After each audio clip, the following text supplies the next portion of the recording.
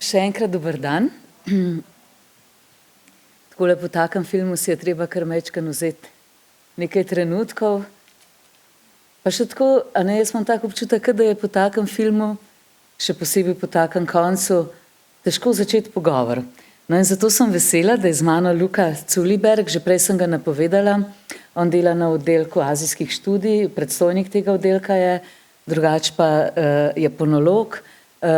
Jaz sem prebrala, midva z Lukom se ne poznava, ampak zdaj, ko sem se pripravljala na ta pogovor, sem malo prebrala, kakšna je njegova pot in se mi je zdelo prav fino, da pravzaprav ste se ukvarjali tudi z antropologijo, sociologijo kulture, nekako, ker je ta film tak, da razpira mnogo vprašanj. Prej sem ga vprašala, če je gledal Popolne dneve. Mi smo še v letošnjem šolskem letu skupaj si ogledali še en japonski film in ta je seveda čisto drugačen. Morda je kdo od vas gledal tudi Drive My Car, za tega je režiser prejel Oskarja za mednarodni film, tudi zelo, zelo močen film, pa čisto drugačen od tega.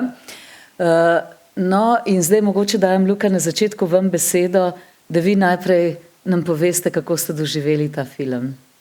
Ja, hvala lepa, pa dober dan vsem. Najprej zdaj ne, da bi bilo to pomembno, ampak ne, ko že omenjate dvakrat, pač da faktično popravim, predstojnik oddelka sem bil do letošnjega akademskega leta, tako da od oktobra naprej ne več. Delam pa seveda na japonologiji, ne, na oddelku za azijske študije. Ja, in tudi seveda spet mogoče na začetku samo en tak kratek kaveat, jaz nisem noben strokovnjak za filme, se ne jih pač rad gledam, ne, nimam pa seveda zadaj nekega znanja v smislu teorije filmske estetike, filmskih žanrov. Ne, tako da tudi ta film sem seveda gledal pač kot laični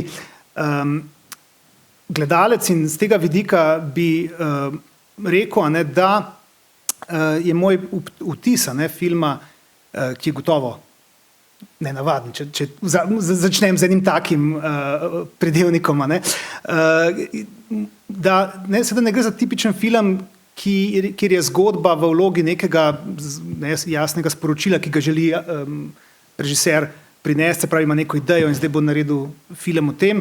Ne, se pravi, v večji meri gre tudi za neke impresije, gre za ne, se pravi, morda bolj abstrakten koncept tega, ne, da prinaša tudi emocije, pa druge razmisleke, seveda, ker film nikoli ne more biti abstrakten, tako kot slika, ne, film je še vedno ne, zgodba in tudi ta film v končni fazi je zelo realistična zgodba, ni nobenih, ne, moj občutek je, da v bistvu pred zadnjimi 3 minutami konca, ne, ki deluje nekako surrealistično, ne, bomo verjetno k temu se še kaj vrnili, je film zelo, ne, bi rekel, realen v smislu neke popolnoma verjetne zgodbe, ki se odvija v nekem podeželskem kraju v Naganu, ne, na torej bolj ruralnem delu Japonske.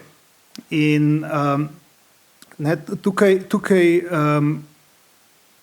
se mi zdi, da ne, je potem se nam odpira ne, razmisleke o torej na prvi pogled bi lahko rekli, ne, da mogoče se zdi, da film tematizira to klasično vprašanje odnosa človeka do narave. Ne. Ampak da gre tukaj seveda en korak dlje, ali kakorkoli bi temu rekel, ne, kot preprosto odnos človeka do narave, da na nek način prevpraša sploh to, ne, idejo narave kot take, kaj je narava. Ne, in tukaj v končni fazi pristanemo pri samem naslovu filma. Ne. Namreč zelo, ne, naslov je pač Aqua Sonzai Shinai, ne, se pravi zlo ne obstaja in zlo je absolutno moralna kategorija, ne, ki jo ne moremo aplicirati na naravo. Ne. Ko pač razumem zdaj, ne, v teoriji v naravi ni zla, narava je definicija narave je nekaj spontanega, nekaj, kar ne, deluje tam in vsi procesi, ki jih mi lahko potem vrednotimo tako ali drugače so izhajajo iz pač, človeškega koncepta morale. Ne. In tukaj je ta tematizacija človeka v naravi, oziroma ali obstaja dejansko ta dihotomija človek-narava, ne, je tisto ključno vprašanje, ki se mi zdi, da ga tukaj film izpostavlja. Ne, in da ima, in spet kot se za take filme ponavadi izpodobi, ne da prinaša končne odgovore, ampak da ponuja nastavke gledalcem, da o tem razmišljajo. Ne. In tukaj mislim, da pa film da veliko možnosti za razmislek. Ne. No, jaz imam občutek, da je to pač tako, kot ste rekli, to je film, ki na nek način do tega konca ves čas sledimo temu, kako pravzaprav te skupnosti v naravi, kakšen je naš odnos, kako živimo, kako sodelujemo, potem se dotika, se pravi, kapitalizma, tega stališča neke moči kapitala. Cel kup je teh vprašanj, ampak hkrati gre za to temeljno vprašanje, kako sploh preživeti. Je pa dejansko film močan ravno v tem, ker je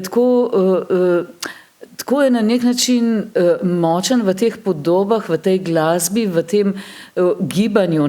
Nekako se kar zlijemo s tem, kar se v filmu godi, pa s tako malo besed, s tako malo na nek način dogajanja, te pa pripelje do tega, do teh res temeljnih vprašanj.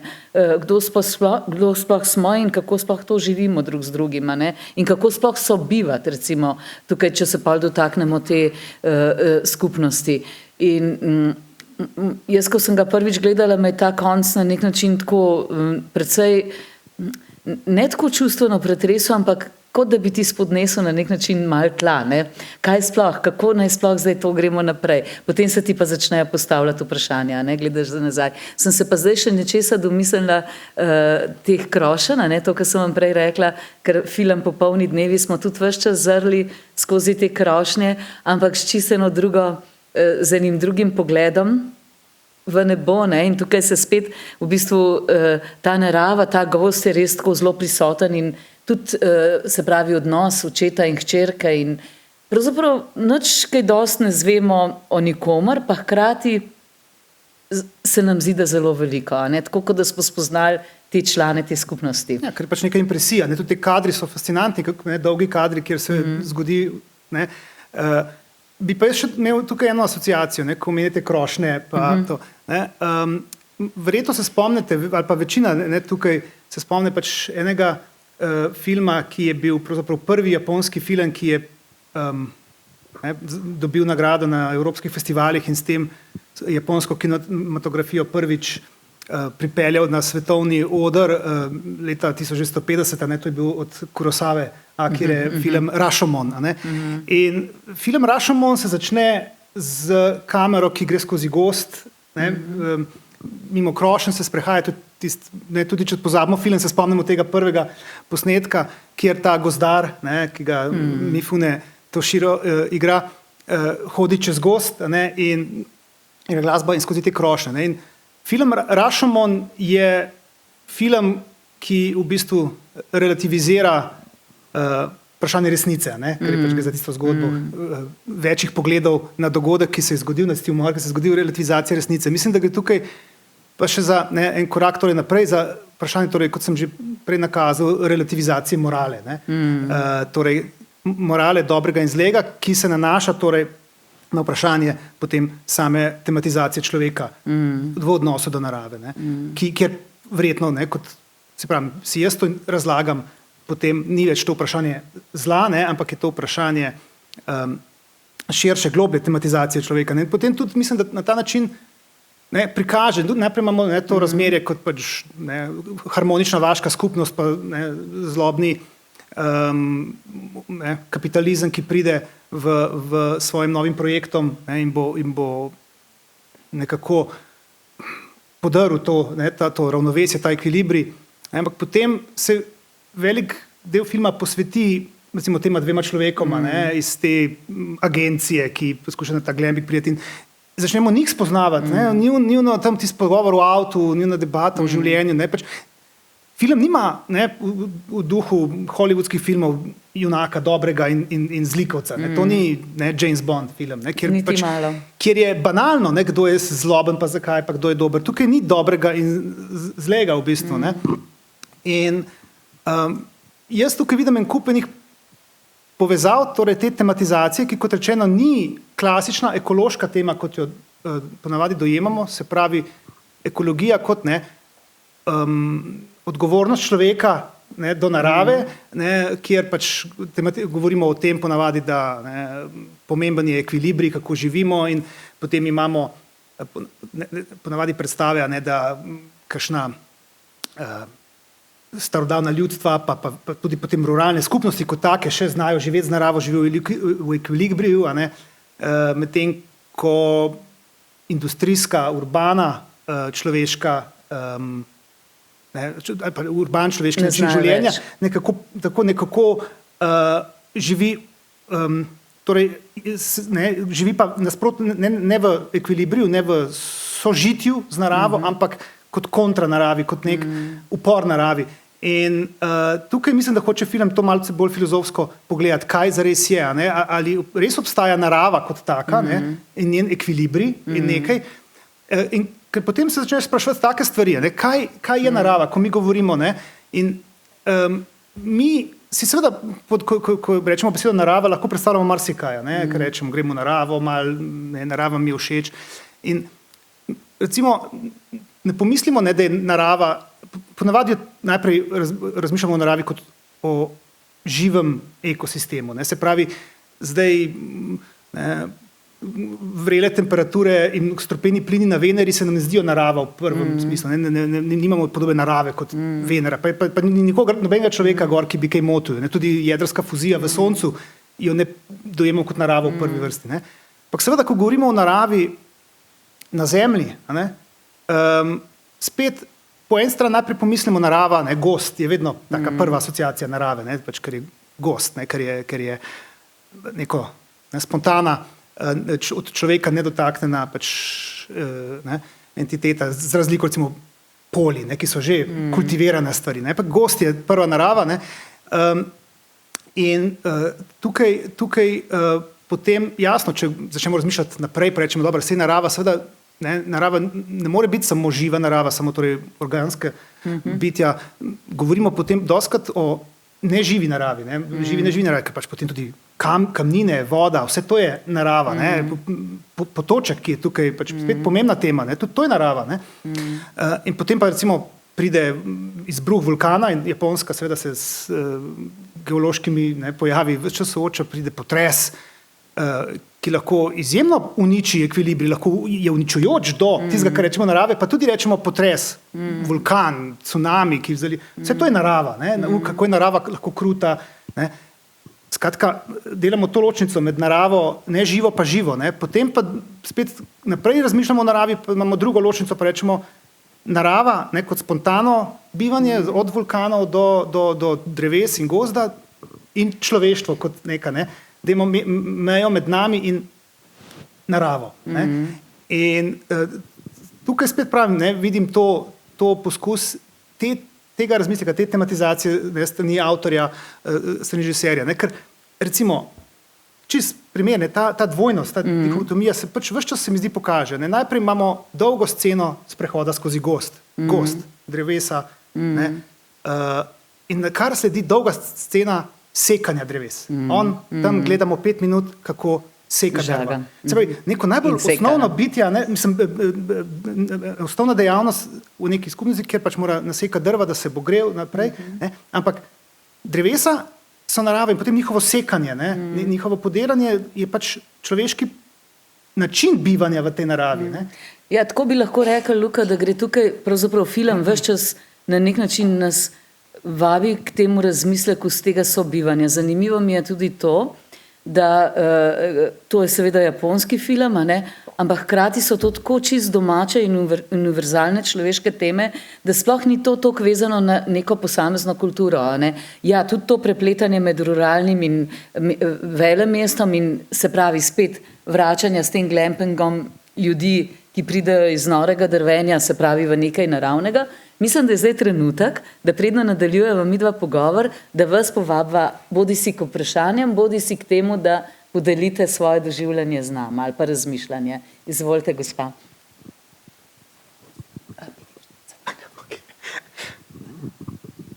Hvala za odličen izbor. Ta film ti da misliti. In kaj ti da misliti? Tam je ena majhna skupnost, ki se bori za nekaj, kar je njeno, kar spoštuje, kar pozna. Mi smo pa mesto, večja skupnost, pa nismo skupnost in se ne borimo za tisto, kar nam župan pripravlja. Žal. Moram pohvaliti kamero. Krasna je v gibanju in za trenutek, ko se ustavi, ti da točko, kjer moraš videti. Ali je to v jesenskem gozdu oziroma zimskem en rdeč list, ki ni zbledel, ali pa ena kapljica, ki tam nekje pade. Izredna kamera je. Zdaj bomo razmišljali, kaj počnemo v naravi, kaj z njo delamo in kaj ona nam daje. Jaz živim na kmetih, na obrobju mesta in jo malo čutim, tako da imam tudi srne. In ko letijo po cesti, si prestrašen, da ne bodo šle na cesto. In k sreči pridivja en motor, kar oputa 100 na uro in se ustrašijo in se obrnejo. To je prava sreča. Zdaj, ko so ukinili tale krmišča, so to živali še bolj izpostavljene problemom. Ne? Hvala za lep film. Hvala. Bi še kdo, gospa Meta?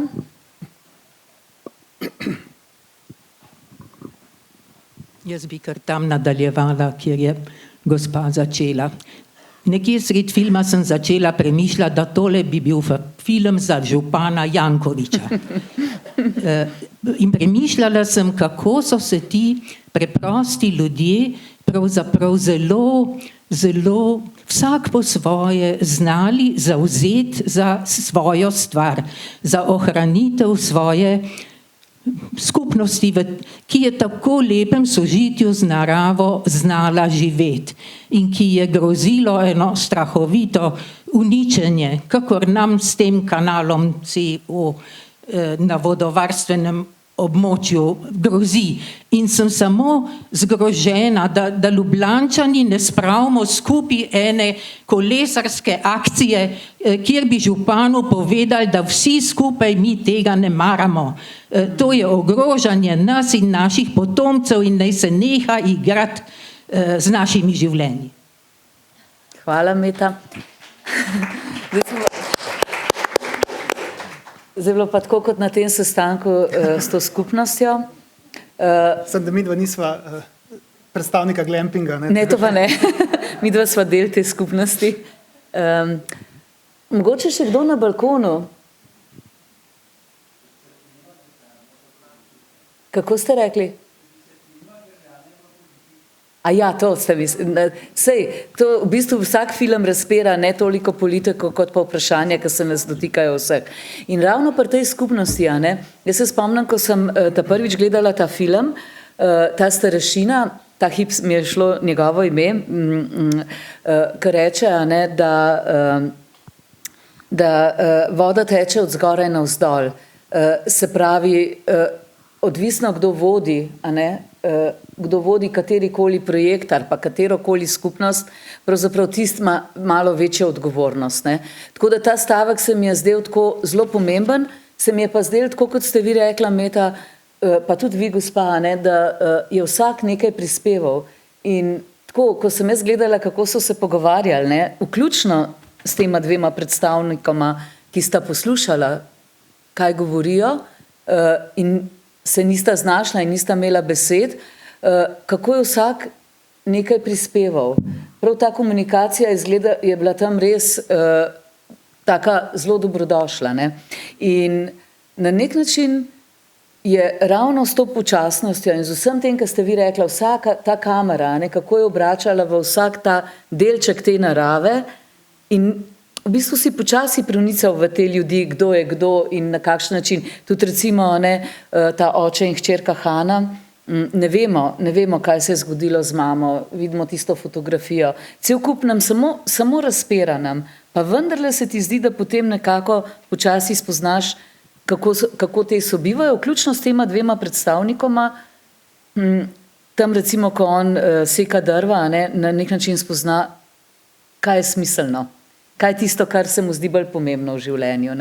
In prav to zlo, ki je samo predvsem v naslovu samega filma, zlo ne obstaja, te pravzaprav tako zlo začne, kaj sploh je zdaj to zlo. Ali pa kaj na nek način sploh, kako pravzaprav, meni se zdi, da je to predvsem film, ki govori, kako sobivati narava in ljudje. Tudi recimo ta prispodoba, ki jo omeni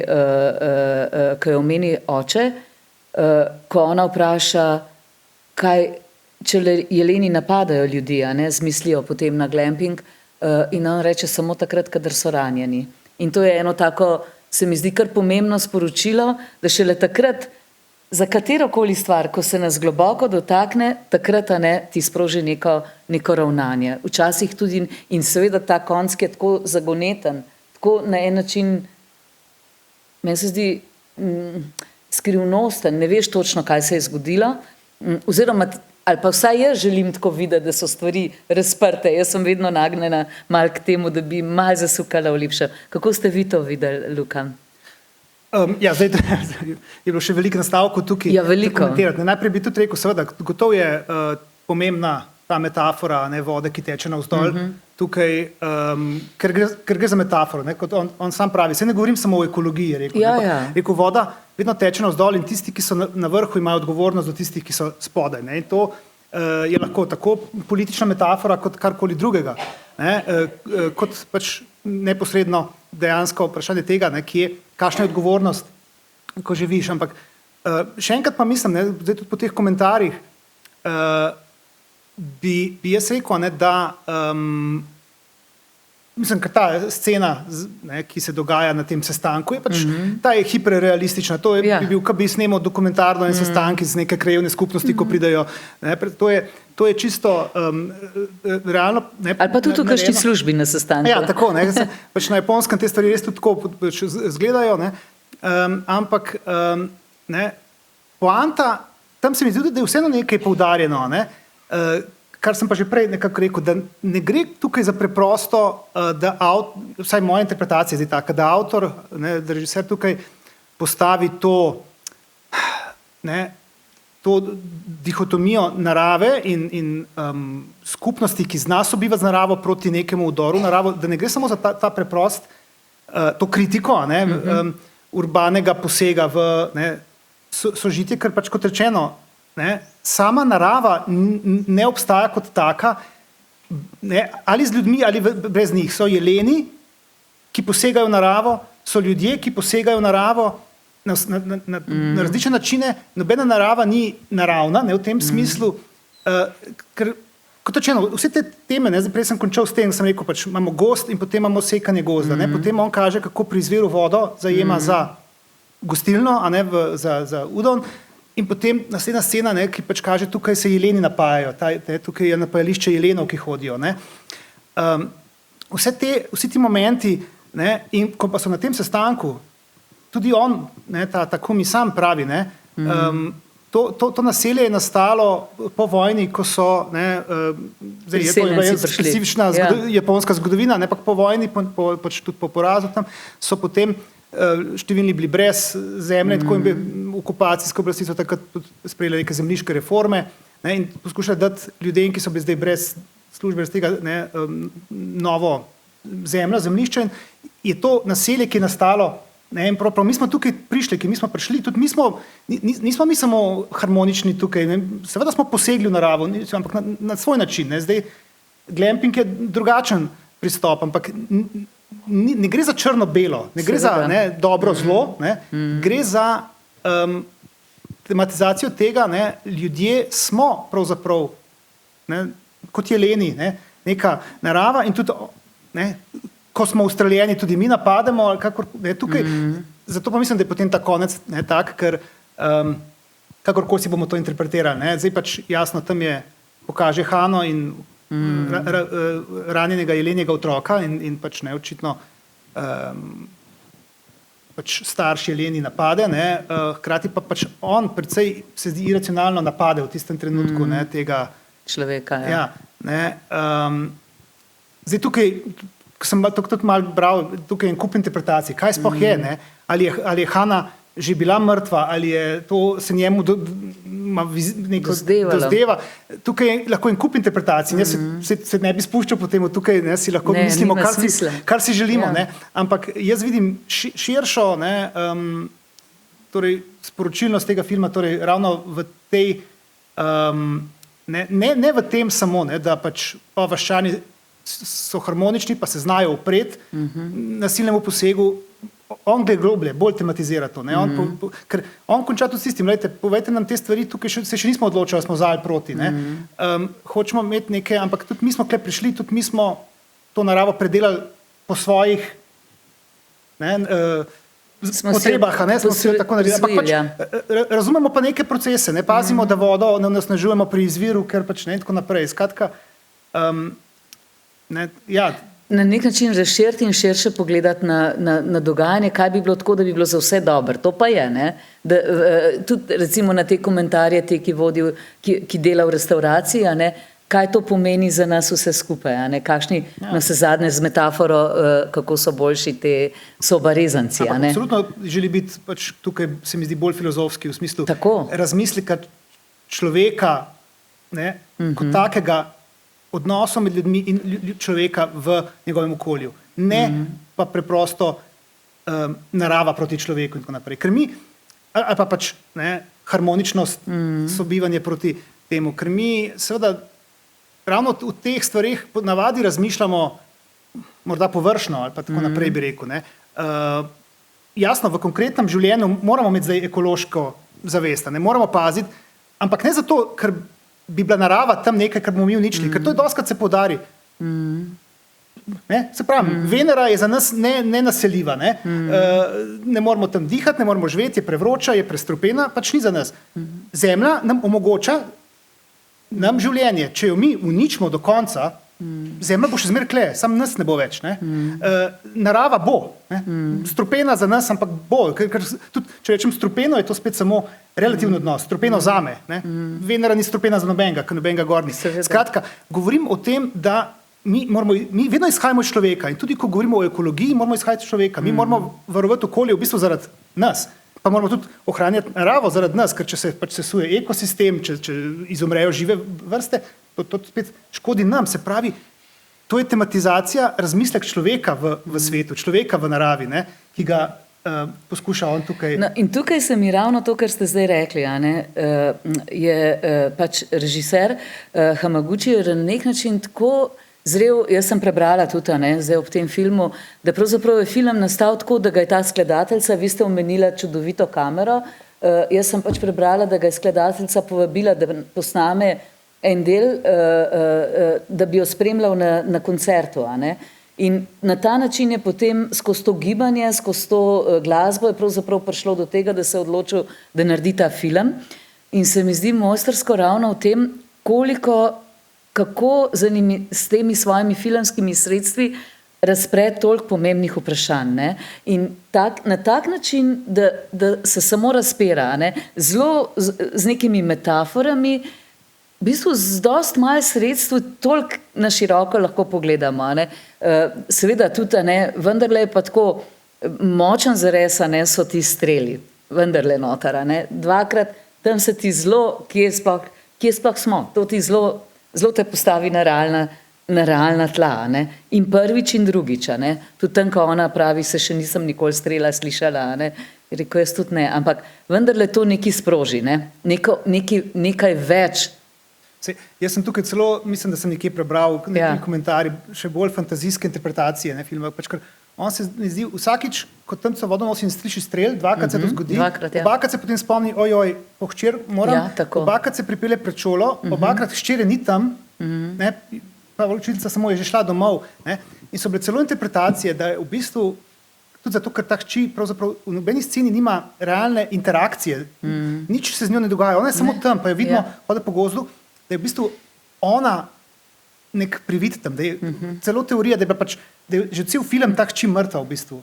A ne? In on to ga spomni, se zapelje pred šolo, učiteljica mu reče, ona je že šla, pač kot ne, ker itak ni, ker je hči, pa da ima neko rutino, on misli, kot če reč, interpretacije, se lahko si karkoli potem ne, interpretiramo. Ne?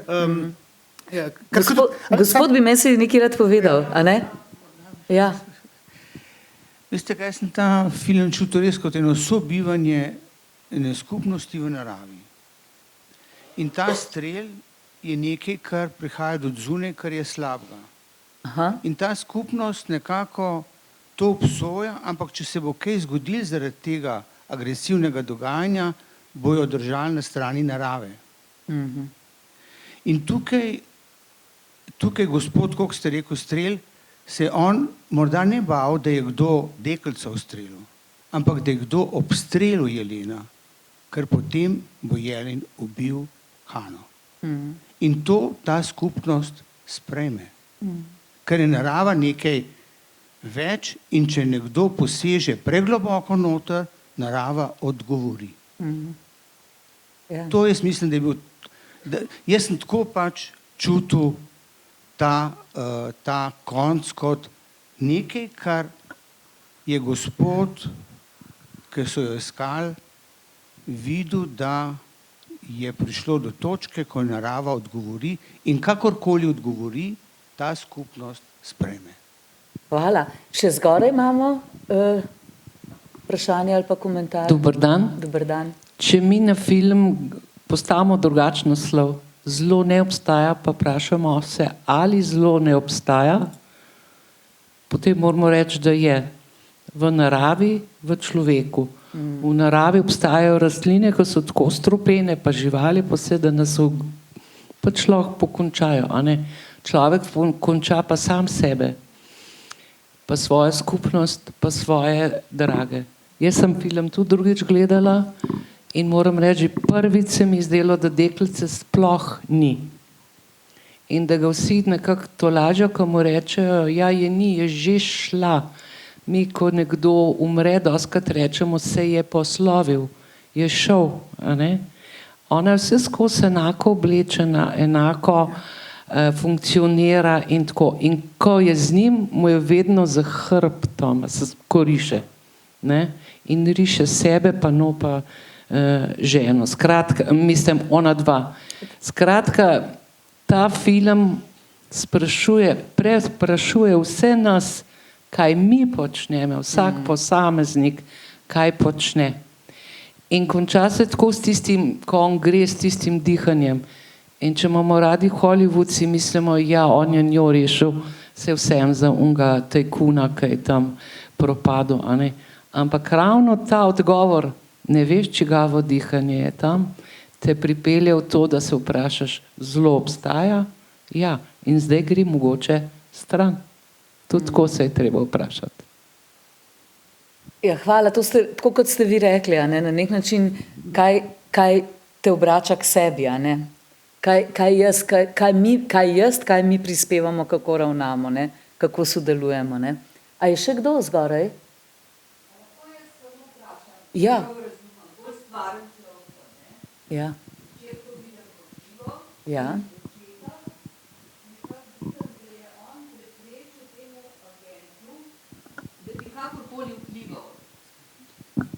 Da je sprejel naravo tako, kot je, karkoli se bo hčerki zgodil, ampak agent pa nima zraven, ne sme, nima besede in zato se je vrgel nanj. Drugače ne razumem njegovega ravnanja. Ja, sej mislim, da je bil to približno tudi komentar gospoda že prej, ne, in to je gotov.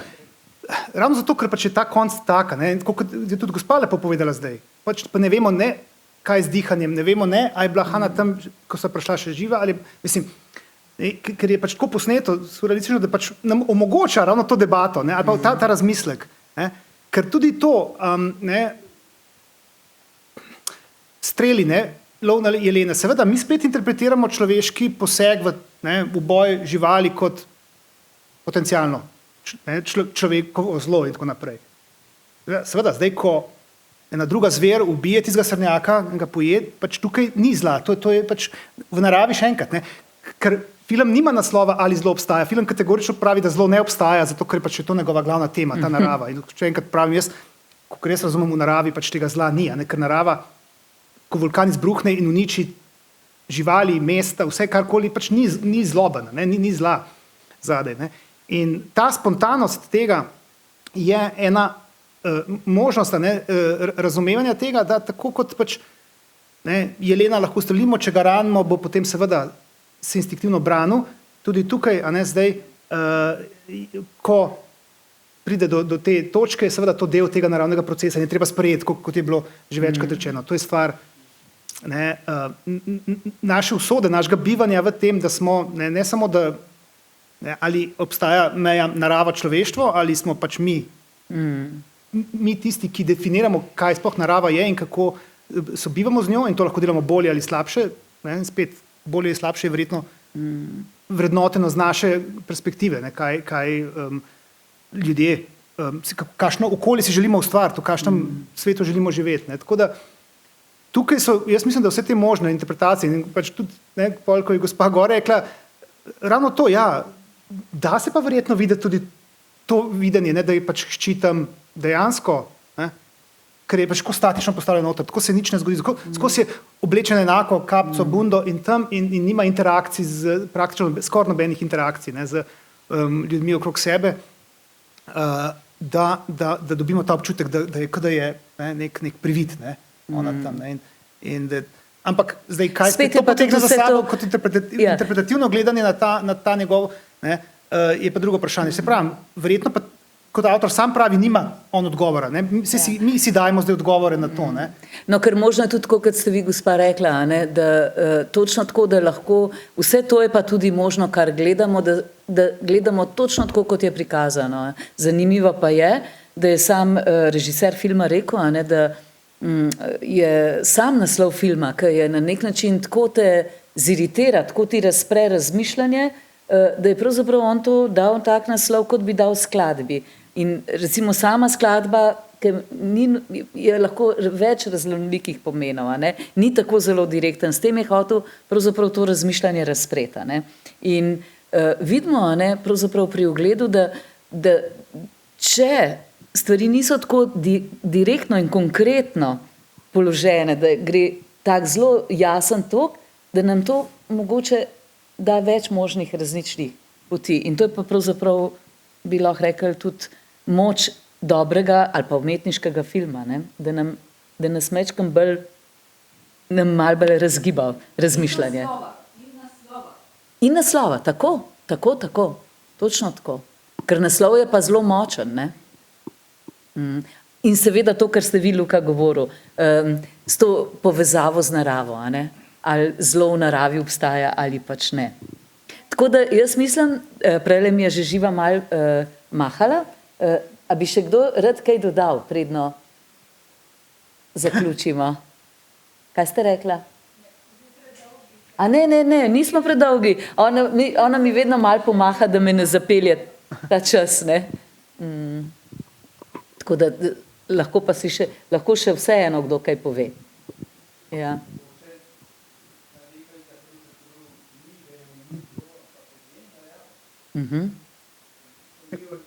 Kot smo vsi mi, Ja, to je pa tako prav lepo, da ste rekli, in to ste točno, v resnici smo mi vsi del te narave. Kar se mi pa zdi, je pa seveda pomembno razmisliti, kaj s svojimi načini ravnanja, to, kar je prej Meta rekla, naredimo. Kaj lahko naredimo skupaj. No, to se mi pa zdi v sodelovanju. In skupaj je včasih kar težko. Tako da hvala vam za ogled, hvala Luka. Se mi zdi, da ste nam tako lepo razširil tole razmišljanje. Tako da se vidimo naslednjič. Hvala.